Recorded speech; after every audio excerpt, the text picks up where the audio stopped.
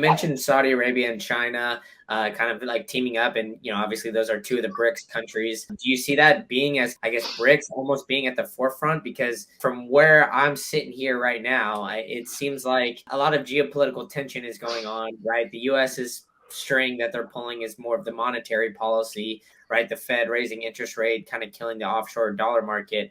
Whereas like the BRICS countries, what they're pulling is on the energy side of things. Yeah, I would agree that the BRICS nations definitely have an advantage as far as countries leading the way on nuclear power.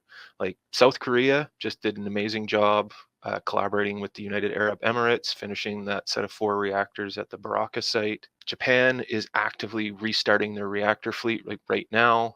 Then like Russia still has a good, robust nuclear industry. China as well is a huge new leader in nuclear technology. They're in talks with Saudi Arabia. If anybody's paying attention to uranium spot markets right now, like holy, it went from like 60 to almost 75 in just a few days, which is a quite a green candle for uranium. It just one day it just hits you out of nowhere, and everyone's just like, what do we do now? What do we do now? Because it's showing that there's a lot of demand for uranium. But What's up, everybody? I'm back with another edition of the State of Bitcoin podcast, where we got Ryan Macleod here with us, the nuclear Bitcoiner. So I'll start it off right off the bat, Ryan. It seems like the trend towards nuclear is almost an inevitability at this point.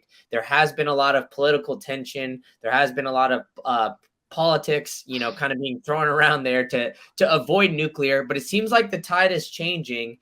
So tell us, where do you think nuclear kind of is in overall, like just in general, the energy landscape when it comes to, using it for power? yeah, like nuclear power has been recognized as a reliable baseload energy source for at least 70-ish years now, since the first generation, like demonstration power reactors came online in that era. Since then, we've got very good at building this technology and upgrading it with each sequential generation of deployments.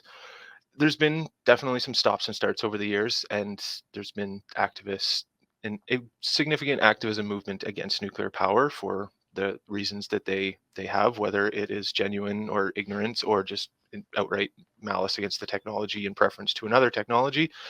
That's everyone's decision at this point to support, but it is starting to be recognized pretty much around the world by populations and policymakers and industrial leaders that nuclear power is going to play a significant role in the energy transition as we gradually displace our usage of hydrocarbons for power and heat generation sources, and possibly even transportation in some venues. Like nuclear power, it'll be a long time before we ever see a nuclear powered car or automobile or like aeroplane on the markets, but shipping freighters is one that is attainable and reasonable, and does contribute a lot to the hydrocarbon usage globally. So we can displace them a lot from those avenues, and by being able to do so, we can displace them not completely out of usage, but to more higher order usages, like making more sophisticated chemicals with hydrogen and methane, making fertilizer, doing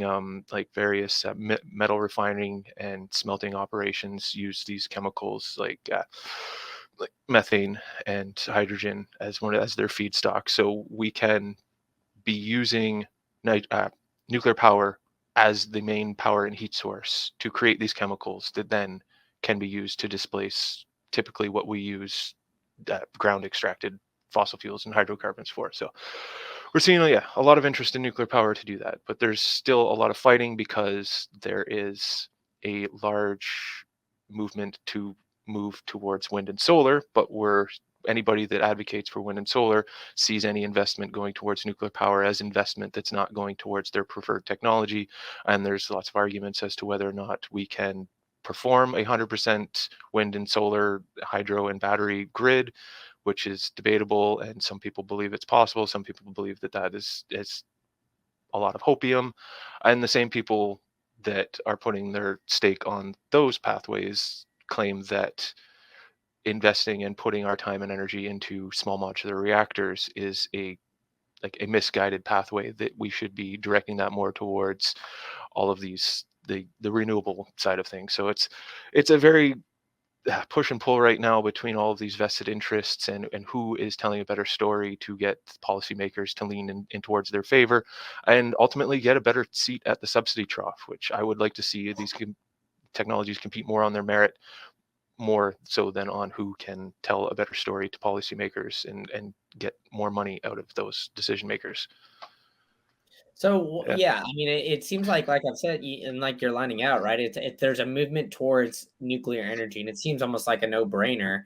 And it is also quote unquote green energy as well. So why do you think that there's been such a push for wind and solar, and these other kinds of, I guess, like ESG movements? Like, why is it because of where the money is kind of going? I mean, it seems like if you kind of follow that trail, that's where it seems like it is, because to me. But I'd love to hear your opinion as somebody who's working in that industry on the day-to-day basis, as to why the ESG movement has gotten to the point where it is.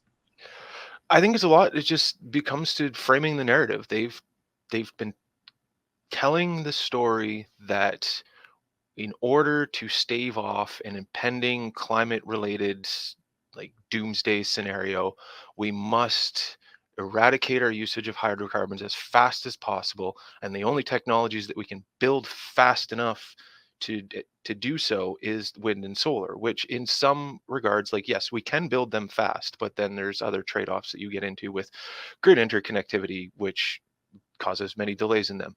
And then so their main argument is that climate change is such an imperative problem that we need to be solving as fast as possible. It puts you into the mindset where you're going to be kind of shooing aside the technologies that may take time and require a lower time preference to build out and invest in favor of these much faster to deploy, but not as clearly like defined trade-offs as we have using technologies that we're familiar with, at least like transitioning to small modular reactors from big nuclear reactors. Like, we're familiar with nuclear technology, we're just going to move it into smaller markets. By completely changing our grid system to run off of like weather dependent sources, especially when we're going to be expecting dramatic changes in the weather, seems to be a strange pathway to take to begin with.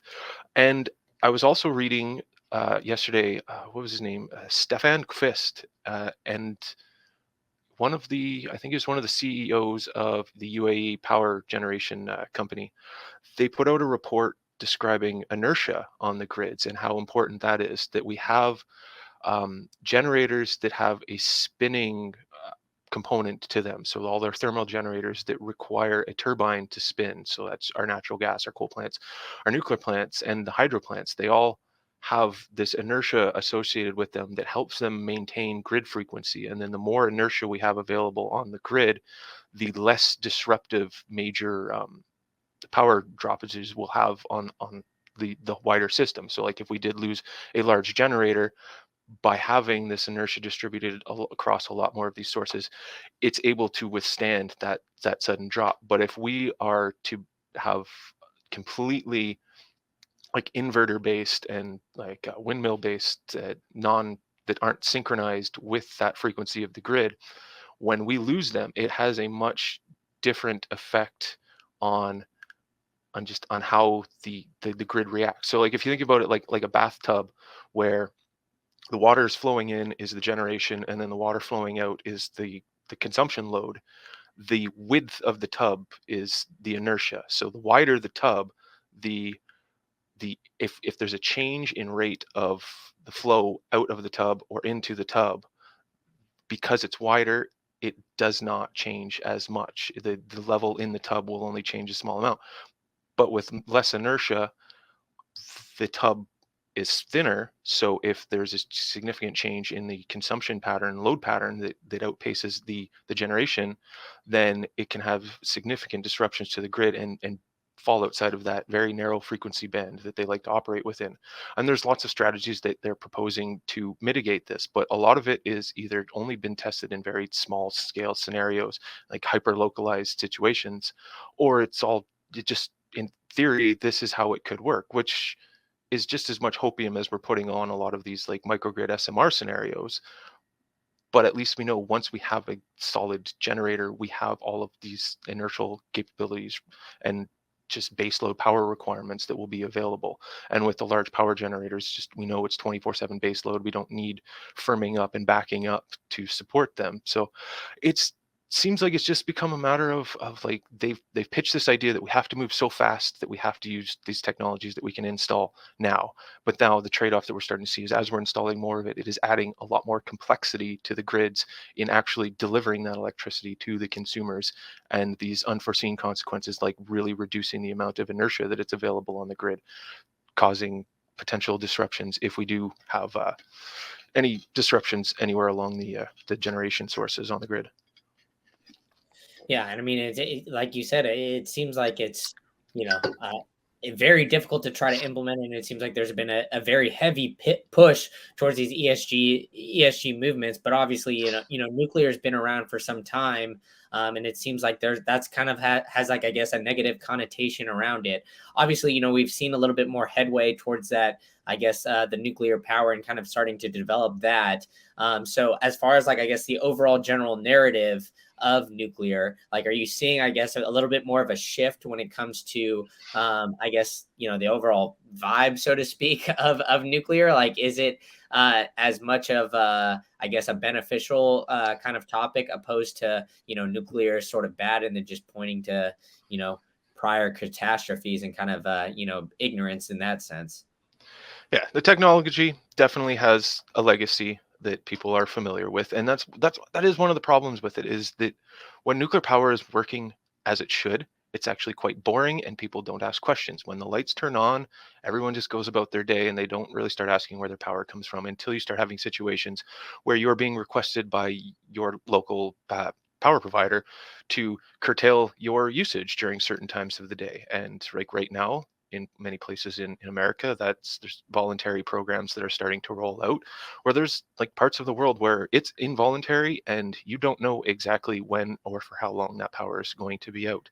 In places that used to have robust, reliable grids, like South Africa, like Lebanon, like these places used to have reliable grids, and now we hear stories all the times that people are dependent on having generators to back up their power just because they don't know when they're not going to have it available to them, and they have to plan their lives accordingly around this new level of unpredictability with their power systems. And so people that are starting to see these scenarios more and more are seeing the value of having nuclear power in their mix. There's also a lot of people paying attention to what's happening in Germany and how their grid has shifted significantly.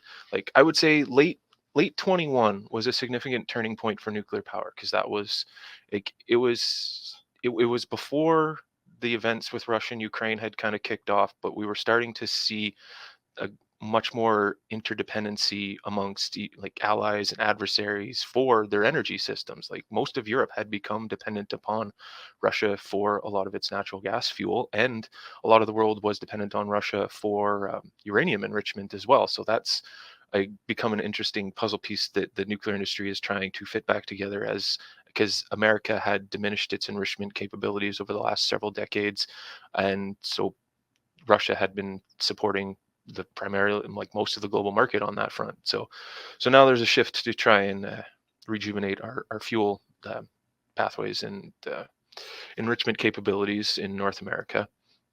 Um, and then on top of that, it's just many of these countries are just seeing that they do not want to be dependent upon anybody. Like Poland is a good example right now. They've made it clear that they want to develop a lot of nuclear power. They've been in talks with Westinghouse. They've been in talks with the Korean energy company. They've been in talks with some of the SMR vendors. Like they are going to apply the whole gambit of technologies that are available to build a robust nuclear energy infrastructure in their country that they will even be able to export to their neighbors. Um, Another one that was recently came up, Canada just announced that they're going to finance the construction of two CANDU reactors in Romania, which was something that was it was discussed shortly after they had finished the first two CANDU reactors in Romania, that they were going to build a 3 and 4. And as far as I know, they had started preparing the sites and then they just ran out of financing. So those have just been hanging in limbo until just last week when they finally got this announcement they would receive money to build them. Like just throughout Canada, like Ontario has plans to expand our Bruce generating station and our Darlington generating station with SMRs. They want to, the first one that they want to build, is to use something that we're familiar with. Like the technology is going to be just a smaller version of a boiled water reactor at 300 megawatts, and then that's going to be basically built in a serialized modular fashion where there's already, I would say, at least customers lined up for at least 30 of these units within probably by 2040, and probably growing. Like Saskatchewan just announced that they want 6 of them. Alberta's announced that they want at least 4 of these. Like Poland's on the list for them. I think like Estonia and Lithuania, a few Eastern European countries are looking at this size of reactor because it's a good size to fit into a mid-sized market that's not appropriate for a large gigawatt-sized reactor, but still wants to have access to a reliable like nuclear power source that can displace a lot of their hydrocarbon generation sources, especially places that are using coal and want to transition off of coal. Switching out a coal plant with a nuclear power plant is a much more feasible operation than doing so with windmills and solar panels, mostly because of the land use that you're going to have. You can basically put a small nuclear reactor on the footprint of the old coal plant and use the existing transmission infrastructure, and then use that as a means to save on a lot of the capital costs of building this. Because one of the things when you start building power infrastructure further and further afield, you start needing to build transmission infrastructure further and further afield. And then the more of this you have going on simultaneously, you start getting bottlenecks all throughout these supply chains. Like we're starting to see what was like a 6-month to 1 year lead time to get a transformer is now stretching up into almost like 18 months to 3 years in some cases. So it's putting a lot of strain on these power projects that were proposed and planned years ago, but now are, even though they're built, they can't bring their power to the markets because they don't have all of the pieces of the puzzle required to deliver that electricity to the market. So we're starting to see like diminishing returns as we start building out more and more of the wind and solar infrastructure. So we're starting to see like that we need to have a much wider array of technologies that are contributing to our grids, and so that we aren't dependent on any single source. Like as much as I love nuclear and I want to see like nuclear doing like predominant amount of the job, like even pushing up over 50% would start to be like pushing against like limits where it may not be economically feasible, and it would be better to have trade-offs with different technologies, because we're going to have lots of hydro, we're going to have lots of geothermal, and who knows, like we may start seeing more developments with Nate Harmon and his the ocean thermal energy conversion that he's working on down in Hawaii. Like there's a lot of promising technologies out there that I want to see them all give the opportunity to prove what they're capable of, so that, and let the market decide, rather than have a lot of this like political picky choosy thing and based on these ESG criteria that are mostly just like made up so that they can pick their preferred technologies. Like it is bizarre when you start seeing that Tesla has a lower ESG score than cigarette companies, and you just, that it starts you down that rabbit hole of just like, well, what are these scores even? And it's just another scheme to funnel money towards companies that benefit from the Cantillon effect, basically. Yeah, I mean, you definitely dove into a lot there. So I mean, it's hard to unpack. But you mentioned Canada kind of being at developing a lot of these nuclear plants and kind of being towards the forefront of the development. So I guess I have two questions for you. Like, what country is leading the way in nuclear development, and what I guess maybe even if it's a region, country, or another project. I know you talked about like ocean thermal energy and other things like that. Like, where do you kind of see, I guess, the development of, some of these more unique sources of energy, whether it's, like the ocean thermal that you described, like where are some areas of the world that you think that are going to be kind of at the forefront when it comes to this revolutionary technology, when it comes to, I guess, utilizing some of the energies of that region? Well, I definitely see like the OTAC stuff working really effectively in the equator region, because that's when you're going to get the most like thermal efficiency out of the operation based on the temperature differentials at the equator. The higher temperatures, the better you're going to be able to operate a technology that requires temperature differentials to operate. So they're going to support a lot of equatorial regions once that technology is developed, and it sounds promising, and I'd like to see it in large operation. And like when we do start seeing things like actually, I've been hearing some of the Free Cities guys have been talking about seasteading a lot more lately, and like that would actually be an interesting collaborative technology to power like seasteading communes, to have the ability to just use the thermal convectivity of the ocean to power themselves, and then support some Bitcoin miners and whatever other industrial operations they're doing, whether they're extracting minerals from the bottom of the ocean or doing like desalination operations. There's any number of things that can be done out on the ocean that in regards to like industrial applications we just haven't had the opportunity to explore yet, because we don't have the ability to get an abundant amount of energy out there. So I think once we see that technologies like that really start to flourish and mature, we'll start seeing a lot more applications for it industrial wise that apply to that, to more open ocean in the equatorial region. And then they'll also be like really beneficial to coastal regions where they require like a vast power source that wouldn't require a lot of transmission to connect them to their local grids. And that's another thing that like the when talking about nuclear freighters that they want to do is that they'll be able to just pull up to a local port and in theory plug in and be able to provide that power to a local grid. Or as we're into Bitcoin, like we can just plug in a shipping container full of miners, and when it's not being used for transportation, it can just be alternately being diverted to creating hash rate, and with whatever efficiency of machines you use to kind of match whatever your uptime would be for those machines. Like there's a number of different ways to play it, but like those would be good for like coastal regions and equatorial regions. But then like as far as countries leading the way on nuclear power, like South Korea just did an amazing job collaborating with the United Arab Emirates, finishing that set of 4 reactors at the Baraka site. They've got their sights set on several of their customers that want to build new modules of that reactor. Japan is actively restarting their reactor fleet right now. They with plans to build more in the future. Like they went through a period of time where they didn't have their large nuclear reactor fleet, and they were importing a lot of natural gas, a lot of coal, and it became very expensive to keep the lights on and keep the heat on in Japan for the last decade. And it started to put a lot of pressure on their aging demographics, which is it's not good when you get put in a position to have to choose between heating your home, paying your mortgage, and buying food. So there's too many people in the world getting put into that situation these days that weren't in that situation even just like a few years to a decade ago. So Japan is gung ho to get their fleet back on. They have the capabilities. They have the entire supply chain for fuel. They only just don't mine the fuel, but once they have the fuel, they can refine the fuel, they can enrich the fuel, they can prepare it for their fuel bundles. They build and design their own reactors.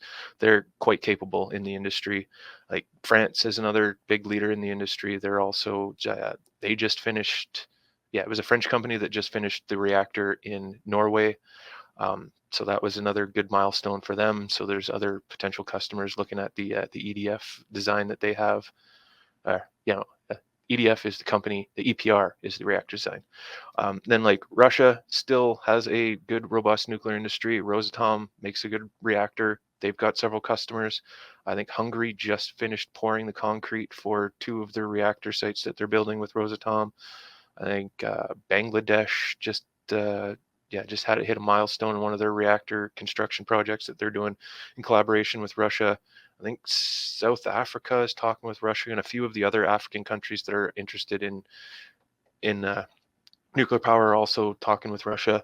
Like India is another one that's huge into nuclear power that most people don't really hear about because they kind of keep on the down low about it. Like they built a CANDU reactor several decades ago, and then they just kind of built their own design similar to it, and they've been building them pretty steady for the last like 3-4 decades. And at the current rate, I think they're scheduled to almost have like 2 new reactors constructed every year for like the next 7 or 8 years. So they're on a huge pace. Like China as well is a huge new leader in nuclear technology. They've been building at least 1 or 2 reactors a year for the last few years with no end in sight. They're starting to sample into the small modular reactor market and trying out some smaller designs that they can possibly export to the global market. They're in talks with with Saudi Arabia. Yeah, that's who China's in talks with, because Saudi Arabia is an interesting case because they've wanted nuclear power for some time, but because of the fuel handling and export limitations and restrictions that America has kind of imposed on the global nuclear industry, it's made it difficult for Saudi Arabia to get the technology because they wanted more in-house control over their fuel and their fuel refining and enrichment. So they were basically denied the technology by the United States for many years. So now they're looking at China as a possible partner to develop their nuclear infrastructure. And then there's also, because of the successful build in the UAE is already planning on building 2 more of those reactors, and many of their neighboring countries have their sights set on possibly doing the same. So there's a lot of interest within like Oman, Jordan, Bahrain. They're all looking at their neighbor in the UAE and thinking that they could do something very similar, because especially the desalination capabilities that nuclear reactors have by providing good high quality steam and heat aside from just electricity. So there's many different like even the big ones can apply to different markets depending on what part of the world they're in and what the local needs are. So there's a lot of promise on the nuclear power front. And then yeah, I didn't even mention Canada, because I mentioned Canada earlier. Canada and America, like we're going to be trying to build CANDU reactors, and we're like in the US, they just finished the Vogtle reactor, so that was a good milestone for the Westinghouse AP1000. So they're hoping to just stamp out more of those, and Poland is one of the customers that's looking at building probably the next one. And really getting into the SMR game. There's, I think, globally, there's 70 different types of small modular reactors being proposed. So not all of them are going to get to the market, because they're kind of going to get broken into smaller categories with the very, very small reactors, and then the mid-sized, and then the larger ones of the small category. And then as more and more reach maturity, we'll start to see which ones will fit into each category. And for the global market, there will probably only be maximum 2 to 3 in each category. So that'll limit the field to maybe 12 to 15 altogether. And the hope is that we can get them there while also having like a robust like customer market ready and waiting for them, because it's a very chicken and egg thing. Like we have to prove the reactor capabilities so that we can get fully complete the licensing of these new reactors. But then we also have to ensure that we have customers that are interested in buying them, like before we even really start going through the licensing and early preliminary engineering processes. Because like what's the point of going through all that capital expenditure if you don't have customers at the back end to buy them? So everyone's trying to make sure that the customers are there, that the policy is there, that the licensing and regulation is there, and that we can move this forward. So because everyone's kind of got to move in like synchronicity with each other, it's going to feel very slow for the next few years until we start getting the first few reactors demonstrated in 27, 28. And then once we get to that point, then we can have a more modernized like licensing regime to support this new type of reactor, because they're going to use different coolants, they're going to be in different sizes, they're going to apply to different markets, they're going to be going in many different environments and geographies. So there's going we need to get a lot of that streamlined so that we can deploy them as rapidly as possible once they're available. Because if we are as serious as we claim to be about dealing with the effects of climate change, then we need to get these going as fast as possible. And like whether or not we believe that it's going to be apocalyptic or just slightly inconvenient, my pitch is that we should be making ourselves more resilient against whatever may happen, not making ourselves more dependent upon weather that we expect to get quite crazy. So yeah, it's overcoming a chicken and eggs problem, and then we'll be off to the races.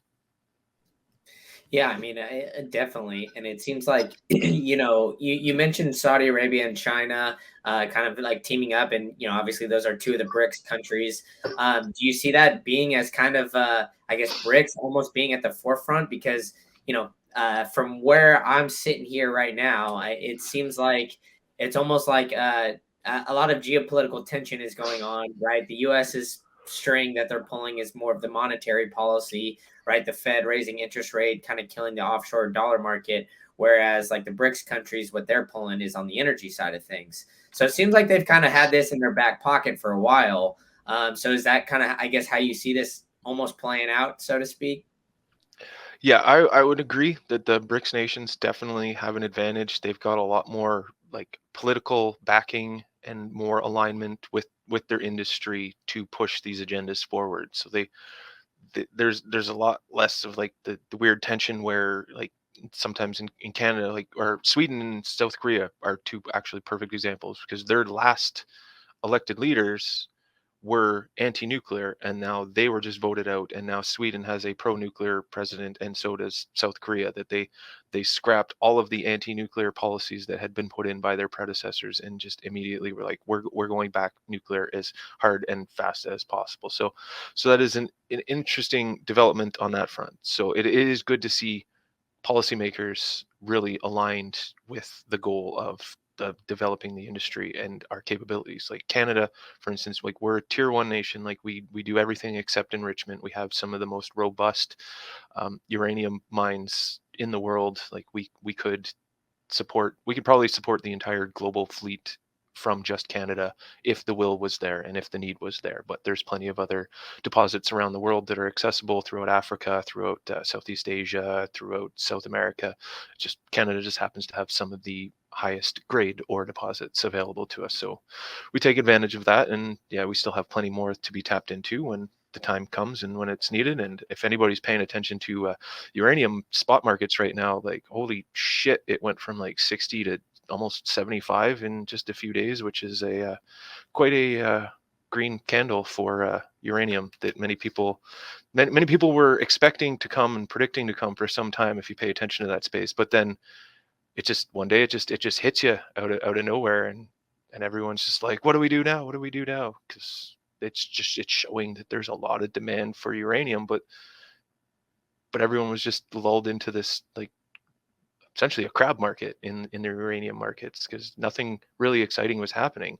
But now we're starting to see a lot more movement with reestablishing fuel channels and fuel lines, and really developing the domestic infrastructure in places like Canada and North America, where it had been neglected for a while. Like Canada, not so bad, because we've started refurbishing our reactor fleet in the early 2010s, and then we went through the trials and tribulations of doing the first few, and learned some lessons, and now we're applying that to the continuing refurbishment of the entire fleet. I think there's 10 altogether between Bruce and Darlington.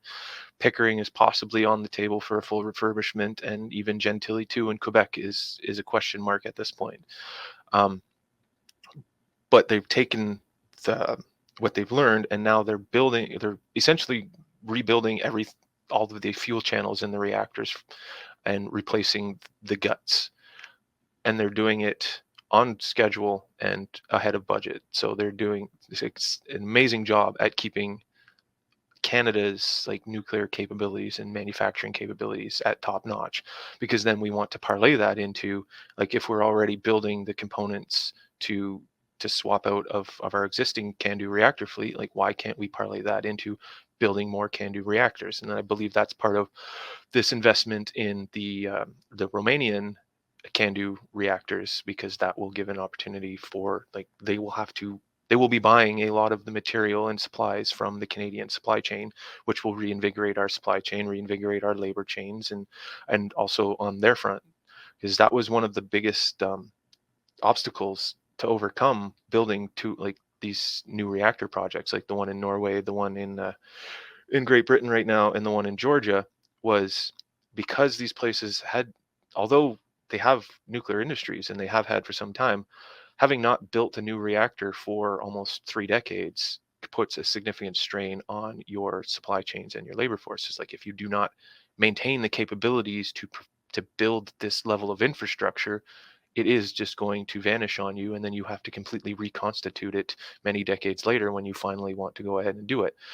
And because it's a very like knowledge intensive technology, having lost a lot of the intellectual capacity of these giants that started this industry decades ago, and then they didn't have as much opportunity as they should have to pass on that knowledge to the next generation, is a huge loss to the industry and to humanity as a whole. Because like there's so many examples of that. Like I had heard someone was telling a story about, they were asking their father about architecture, and like it was like 17th century architecture, and they were asking like what would it take for us to rebuild something like that, and the response was like we can't, we don't know how, we lost the capabilities, we lost the understanding of how to build things with that level of intricacy. So it's very important if we want to sustain in like an industry with at this that is at this scale and at this importance to humanity. Like we have to maintain the like the human capital to be able to keep it operational. So, and that's one of the things that's really invigorated right now. So we're seeing a lot more enthusiasm from the younger generation for nuclear power, and the industry is really capitalizing on that, and generating a lot more pathways to bring them into the industry and develop them. Because even outside of like nuclear engineer, like that's only one pathway. The nuclear industry, basically any trade that you can think of, whether you're into like chemistry, whether you're into like complex mathematical modeling, like there is any number of like jobs and careers that you can find in the nuclear industry, and it's very, very, very well paid and very reliable. Like you can spend entire careers here. Like there's people that I'm aware of that their great grandfather started on the construction of one of these reactors, that they're now a part of like the decommissioning, and they had multiple generations working for the reactor during its operation. So like there's a lot of cool stories like that out there that really connect communities around this type of infrastructure. Yeah, and it's great stuff. And you definitely, kind of highlighted a lot of the younger generation getting interested in nuclear. And I mean, I think that that's, everybody kind of realizing like, hey, there's another solution for a lot of these energy issues. But, the younger generation's also getting interested in things like Bitcoin. And we've gone 36 minutes here. We haven't even talked about where Bitcoin plays in all of this, in this scenario, and the growing like, energy concerns. So I'll leave it broad right here. Like, where do you think, I guess, Bitcoin and Bitcoin mining kind of plays into this role? Whether it's, kind of integrating with nuclear, balancing the grid, all that great stuff. Like, where do you think Bitcoin plays in this ever changing, I guess, energy landscape that we've got here? Yeah, in my opinion, I believe that Bitcoin is the perfect, like Bitcoin mining is the perfect anchor technology and load to collaborate and integrate with like a nuclear power generation, because we can match it perfectly to any supply and demand profile. You want to build 50 megawatts of nuclear power in this remote community that only needs 30 megawatts. Well, you're going to have to find something to fill in that extra 20 megawatts and to ensure that it's not being completely stranded and curtailed. And you want to maximize the utility of your generation station. So you bring a consumer with you. And as we know in the Bitcoin space, like there are very few consumers of electricity that can compare to the profile that Bitcoin miners offer with the scalability and modularity of between like a single computer to a rack of computers to a warehouse full of computers. We can go from kilowatts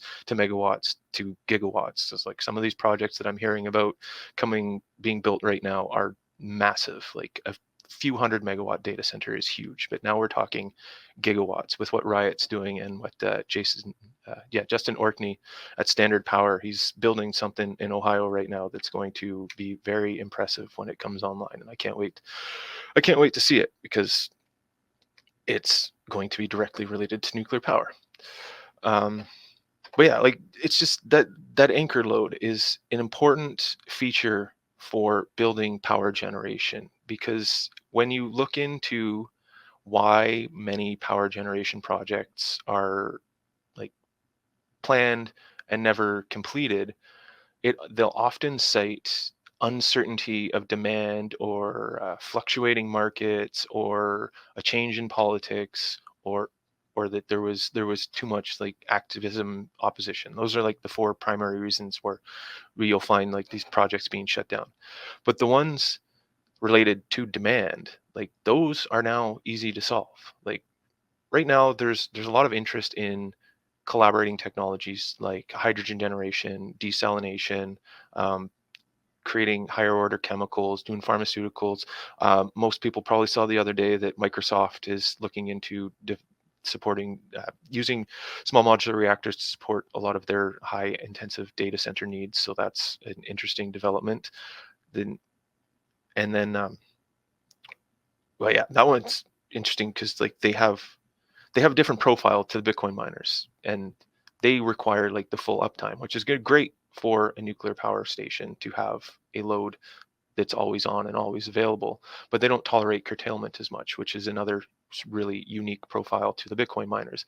Although you're not going to be earning profit when you turn off your load, if you're being compensated for doing that with grid programs like the demand response and ancillary programs that like a grid like ERCOT has, they will pay a consumer to be available to curtail their load for a very narrow window of the day. Like, and when it's only a few hours for a few days at like the hottest peak of the year or at the coldest peak of the year, like you're only putting these miners at a capacity factor of like 95%. So they may not be getting 100% uptime, but they're still operating almost 100% of the time. And then for that 5% of the time that they're not operating, they're getting paid significantly more than they would be to be mining Bitcoin. Like as we saw, if you have a power contract for 5 cents a kilowatt hour and the spot price goes up to like $5 a kilowatt hour, like you would be stupid to be using that electricity to mine Bitcoin when you can just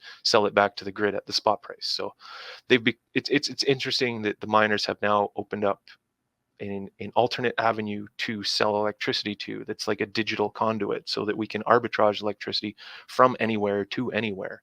Whereas like with the hydrogen and the desalination and a lot of these other industrial applications that we typically would employ where we have very cheap electricity, like say like aluminum smelting in Iceland, like the idea is that you're arbitraging the cost of that cheap electricity by creating a higher value added product where it's cheap and then selling that in markets where it's more expensive, and then you basically pocket the difference. But now we have a technology to do that without any physical transportation and storage constraints. Like you can mine Bitcoin in a mine right now in Kenya. You can cash out into a wallet on your phone, and you can in theory spend that at a bar in El Salvador, like within minutes. Like that is crazy impressive, and it's only going to get easier and easier to do it as more lightning functionality rolls out and more capabilities on that front. And then we're starting to see other things like ways to pay for electricity. Like I don't know if you're familiar with the company Synoda that's trying to develop a software that's going to enable the capability to pay for your utilities in real time. So like in theory, that can be electricity, your natural gas, your internet, labor. Like there's any number of things that we can start tinkering around with that. But then that starts opening up multiple pathways for these energy generators to start obtaining Bitcoin on aside from just mining the Bitcoin.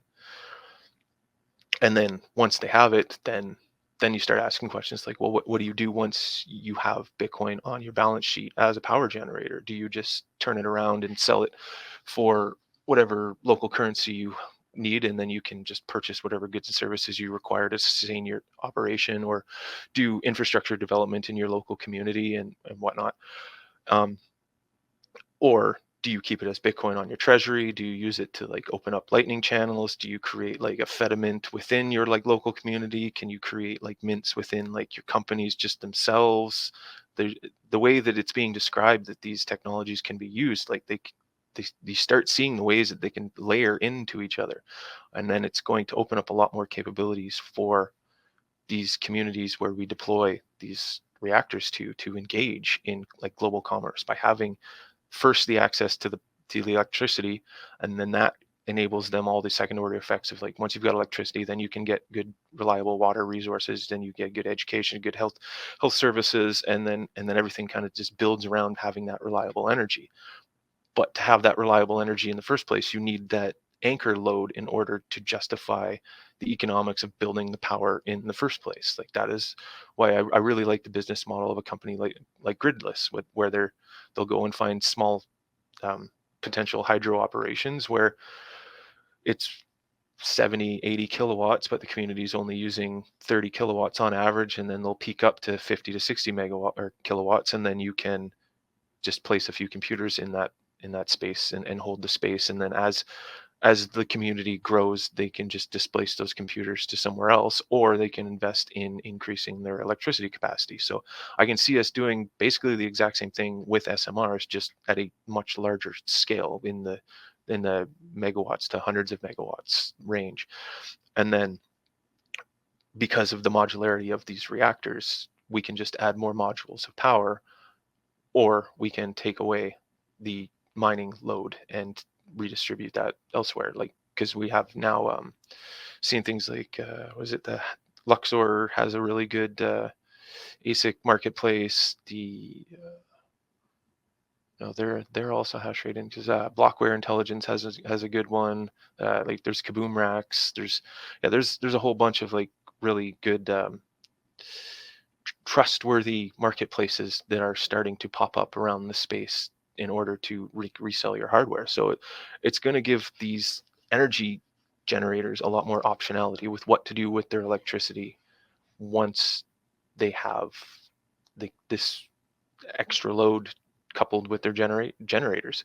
So we can strategically build excess generation in the present, with the expectation of a community building and growing into that excess capacity sometime in the future. But beforehand, like, yeah, leaving that electricity stranded was a huge economic liability. But now we have something that we can use as a placeholder in the form of Bitcoin miners, that we don't have to worry about, like, storing any hydrogen or storing any, like, desalinated water, and, like, unless we're able to use that stuff immediately in the local market where it's being produced.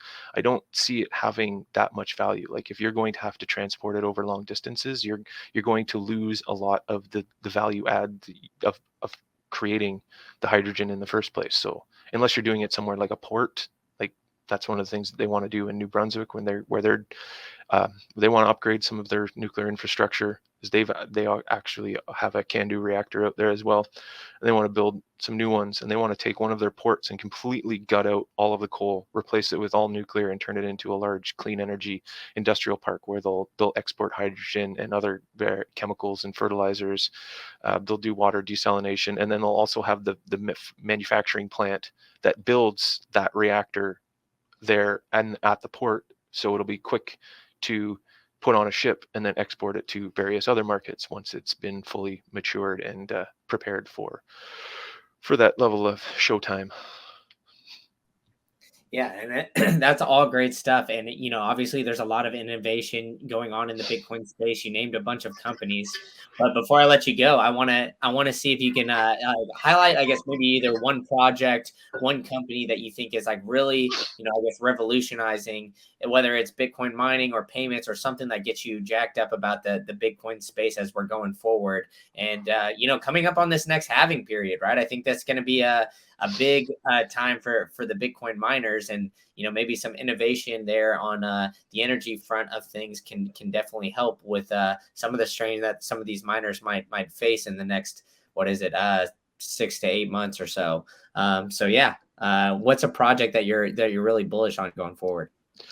Like, I'm loving seeing all the development in the mining space, between the number of companies that have really shown the capabilities to have, like, really robust risk management strategies and kind of weathering the weird last 2 years that we went through. Like, this is only my first full cycle, but, like, it does seem like this one has been exceptionally tough on miners. So it's really cool to see all of the different strategies that are being employed, whether it's to do the pubco strategy and have the financial support that way and to build themselves out, or to the more, like, lean way, like, where like Clean Spark is is more, they're more risk averse to taking on debt and trying to build slow and steady. It's sort of seeing like different tortoise and hare strategies, and then as Bob Burnett likes to point out, like the different the hares and the horses and the elephant strategies with like the different scales of the mining operations that are coming into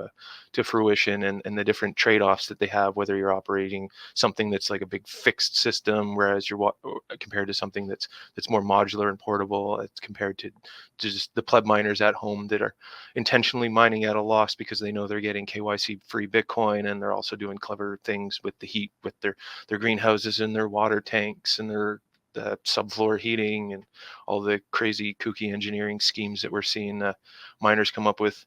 Like I really want to see more of the heating side of mining become more approachable to like the average like layman, like something like an off-the-shelf system like what CryptoCloaks has, where you like I downloaded the parts and I haven't fully assembled it yet. That's winter's coming, so I've got a few weeks to get that together. But I want to put together my own like little CryptoCloaks S9 like heater that's wife approved, so that it'll mitigate the sound and still keep the house warm, where we would have already been using a space heater to begin with. So we might as well be using an S9. So I don't really care that I'm mining at a loss, because I'm using it for heat and I'm also getting Bitcoin out of it. And if I'm not selling that Bitcoin immediately, I'm only selling it at a loss if I'm selling it at the current price I'm mining it at relative to the current price of Bitcoin. If I hold on to it for 2, 3, 4 years like that, then technically what I mined at my current price of electricity, I'm selling at 100,000 per Bitcoin. So who knows that what that could look like. It is definitely a risky game to play if when you're buying Bitcoin with your electricity bill, if you're definitely doing it at a loss. Like I play the game in Ontario, we have time of use pricing, so I try to make sure that it's turned off during the day as much as possible when I'm not paying 18 cents a kilowatt hour for it. Um, and then like the other thing I do is I have two pumped into my dryer because I blew out the heating element. So I had several S9s lying around, so I pumped them into the dryer. So like I want to see more of this, and I think that we will, now that we're kind of seeing companies. I think Dorsey's company, or is it Circle now or Spiral? I forget what the heck it's called now. I think But it is spiral, but yeah, yeah. they want to create a sort of ASIC that has more modular applications that can be put into more than just like the conventional like shoebox that we're familiar with. So I wouldn't be surprised if in the not too distant future things have developed in this space with ASIC chips that wherever you find a resistance coil heater, it'll start being slowly replaced by ASIC chips, and your kettle will now be mining Bitcoin, and your hot water tank will now be mining Bitcoin, and these will just be standard things that are just off the shelf products that we start using. And it's probably going to be many years before we get there, but we're seeing the infancy of those developments coming now, and especially in colder climates. Like if you can supplement your heat, yeah, why not? Yeah, and I mean that's great stuff. So I'm down here in Florida and I'm looking to I don't know. Long story short, I have two water heaters because I have a duplex and I'm trying to remove one water heater and use an S9. So if anybody wants to come down to Tampa and help me out with that project, I'd be more than happy to be a guinea pig for that and kind of move that going forward. But I agree with you. I think that the innovation as far as like the heat aspect of things hasn't really been tapped in yet. So I'm really excited to see where that goes going forward. But you've been very generous with your time coming on here and talking a bunch about, the future of nuclear and Bitcoin mining. So, it was a great conversation, and I want to shoot over people to your stuff, and so figure out what you're doing, what you got going on. So, why don't you tell the people where they can find you and what all you got going on? Yeah, thanks for having me, Brandon. Like it's a very optimistic time these days, considering how the last few years have played out. It's gotten a lot of people out of their funk, finding Bitcoin and finding nuclear power, and finding something to be optimistic about for the future. But like, yeah, as for myself, on Twitter, it's Nuclear Bitcoiner. On Noster, it's Nuclear Bitcoiner. And on Orange Pill app, it's also Nuclear Bitcoiner. Those are the three primary messaging applications where I'm trying to communicate with the plebs and trying to shift more to Noster. but none of the energy talk is going on Nostr yet. So I still have to stick to Twitter to get my fix on that stuff. But we'll gradually start dragging some of them over to the other side. We just need to start getting them hooked on Zaps. Yeah, man, we need to get Zaps on somehow on an app on the App Store. Unfortunately, Apple kind of coming at DAVOS now. I mean, I don't know. We'll see how that all plays out. I'm sure we'll figure it out. Oh, You know, you need a sly roundabout way. Yeah, I know. There is I think I heard there is like a sly around way, but I don't know. I couldn't figure it out. But Well, anyway, I think you have to go to the profile and then you can actually like zap the profile. You can't zap individual posts or something. That was like the compromise they had to make, which is annoying because it is nice when you're just flicking through. You're just like, oh, I like that image. I like that comment. yeah. And I mean, it's you know, as normally with these kind of things, the less resistance when it comes to these things, the more times people would use that sort of thing. So I don't know. I feel like it's all, I don't know, semantics at this point. But Ryan, thanks so much for coming on. And yeah, I'll put everything that you said in the show notes as well. And yeah, everybody go check him out. So yeah, Ryan, thanks so much, man. Yeah, thanks for having me. Thanks so much for tuning in, everybody, on the latest episode. And if you want to catch some more content, go ahead and click this button right here, and you can watch my latest episode with Marty Bent. If you enjoyed this, please hit that like button, hit that subscribe button, help your boy out. All right, I'll see you at the next one.